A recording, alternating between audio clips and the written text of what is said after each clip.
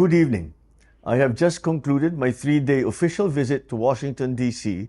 upon the invitation of U.S. President Donald Trump. This visit speaks of the breadth and depth of the alliance of the Philippines and the United States that span the various facets of our bilateral relations. At this brief visit, I had productive discussions with President Trump and with key U.S. government officials, including Secretary of State and National Security Advisor Marco Rubio and the Secretary of Defense Pete Hegseth. We reaffirmed our mutual commitment to further strengthening our long-standing alliance and growing our economies for the benefit of the people and in pursuit of our national interest. We exchanged views on key regional and international security issues, focusing on how the two countries could cooperate and contribute towards addressing common challenges and priorities. In my meeting with the Secretary of State and National Security Advisor Marco Rubio, I underscored the critical importance of the Philippines-United States alliance in maintaining peace and stability in the South China Sea and the broader Indo-Pacific region. I welcome the commitment of Secretary Rubio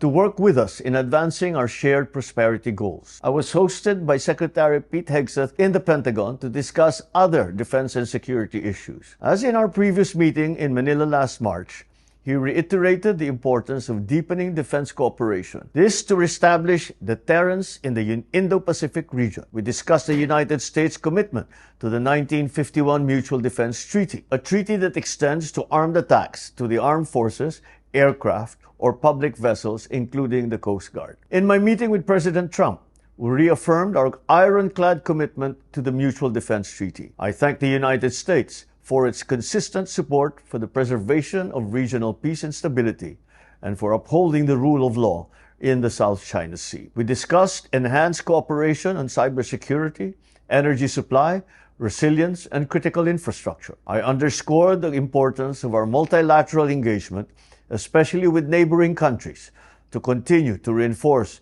the network of common alliances in the region. We welcome the U.S. government's pledge of an additional $15 million for private sector development under the Luzon Economic Corridor Initiative and an additional $48 million in foreign-assisted projects. We will continue to work with the State Department as well with the U.S. Congress for the implementation of these programs. I conveyed to President Trump that we remain positive about the future of PH-US trade, including investment relations, especially in the context of economic security and the fair, balanced reciprocal trade. We expressed our commitment to continue engaging his team to further bolster PH-US ties and strengthen Philippines' economic security. On the sidelines of the visit, I also met with business leaders and top executives of leading global investment, healthcare, infrastructure, and semiconductor firms, expanding our economic engagements to provide opportunities for building economic security and resilience was a key point in our discussions. We returned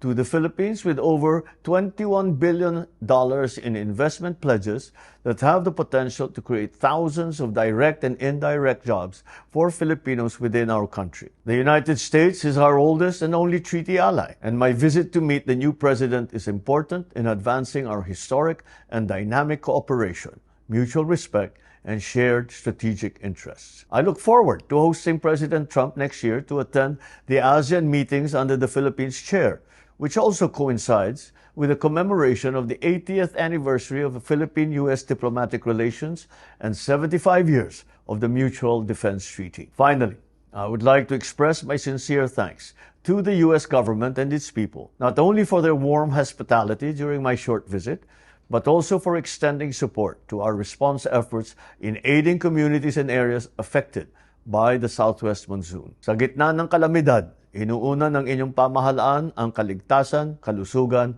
at kapakanan ng bawat Pilipino. Patuloy ang ating pagtugon sa epekto ng malakas na pag-ulan at pagbaha dulot ng habagat sa iba't ibang panig ng bansa. Ang ating mga ahensya, katuwang ang mga lokal na pamahalaan, ay walang patid sa pagsasagawa ng mga rescue and relief operations upang masigurong agad na makarating ang tulong sa mga pamilyang apektado. Hinihikayat ko ang lahat na makipagtulungan sa mga otoridad, sundin ang mga babala ng panahon at agad na lumikas kung kinakailangan. Sa ating pagkakaisa at pagtutulungan, malalampasan natin ang pagsubok na ito. Maraming salamat po.